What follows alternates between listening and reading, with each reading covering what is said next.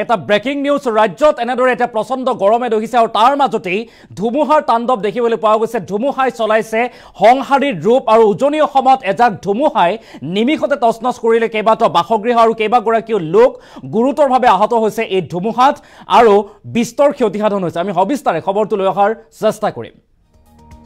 জনাইছো এটা breaking news এই মুহূৰ্তত ডাঙৰ খবৰ প্ৰচণ্ড গৰমৰ মাজতে ৰাজ্যত ধুমুহাৰ তাণ্ডৱ ধুমুহাই লৈছে সংহাৰীৰ ৰূপ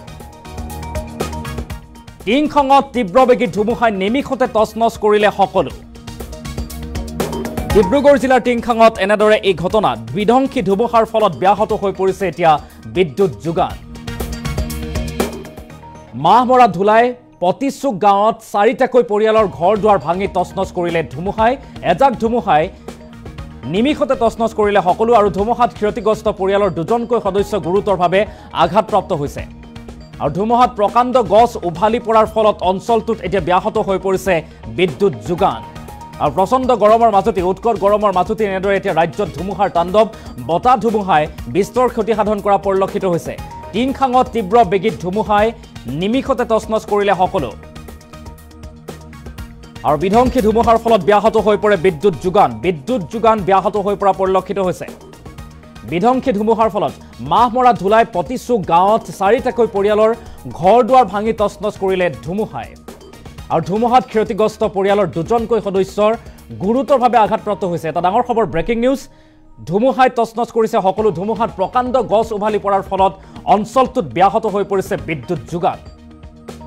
আমি কিছু দৃশ্যাংশ দেখুৱাৰ চেষ্টা কৰিছো এনেদৰে 4টাকৈ বাসগৃহৰ তিনপাত আজবাব সামগ্ৰী নিমিষতে উৰুৱাই লৈ যোৱা দেখিবলৈ পোৱা গৈছে যেটো উৎকট গৰম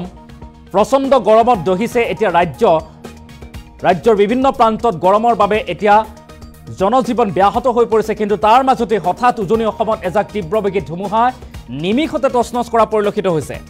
কেইবাটাও পৰিয়ালৰ বাসগৃহত বিস্তৰ ক্ষতিসাধন কৰিছে আৰু প্ৰকাণ্ড গছ উভালি পৰাৰ পৰিপ্ৰেক্ষিতত বিদ্যুৎ সেৱা ব্যাহত হৈ পৰিছে কেৱল ইমানেই নহয় এই ধুমুহাত কেইবাগৰাকীও লোক এতিয়া গুৰুতৰভাৱে আঘাতপ্ৰাপ্ত হৈছে দৃশ্যাংশ আমি দেখুৱাৰ চেষ্টা কৰিছো এই দৃশ্যাংশ মন কৰক আজি হঠাৎ অহা এজাক ধুমুহাই প্ৰচণ্ড গৰমৰ মাজতে এজাক তীব্ৰবেগী ধুমুহাই নিমিষতে তছনছ কৰিছে সকলো শেষ কৰা পৰিলক্ষিত হৈছে আৰু বিস্তৰ ক্ষতিসাধন হৈছে কেইবাটাও পৰিয়ালৰ আৰু কেইবাগৰাকীও লোক গুৰুতৰভাৱে আঘাতপ্ৰাপ্ত হৈছে বুলি জানিব পৰা গৈছে কিছু মন্তব্য আছে ভুক্তভোগী লোকৰ আমি সেই মন্তব্য আগবঢ়োৱাৰ চেষ্টা কৰিম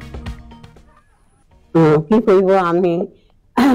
এনেকুৱা আলুবিলাকে 4টি পৰিয়াল আছিলোঁ বাঁহৰ ঘৰ বনাই আজি বতাহ ধুমুহাই আমাক আৰু আলু এঠানি কৰিলে শুই থকা মানুহ যেনে তেনে ওলাই আৰু হেৰি কৰিলোঁ বাচিলোঁ আৰু মানুহকেইটা দুজনে দুখ পাইছে ভৰিত এজনে ডিঙিত দুখ পাইছে এই আমাৰ 4টি পৰিয়ালৰ ইমান দুখ হৈছে কি কৰিব উপায় নোহোৱা হৈ পৰিছে এতিয়া ঘৰত কেনেকৈ বনাই কুনাই লওঁ ঘৰৰ আমাৰ সম্পত্তি নোহোৱা মানুহ দুখীয়া মানুহ যেনে তেনে খাই বৈ জীয়াই আছোঁ আৰু কেইডোবামান খেতি কৰি অকলীয়া পৰিয়ালত কি কৰিম দুখৰ কথা সৰুৰ পৰা মোৰ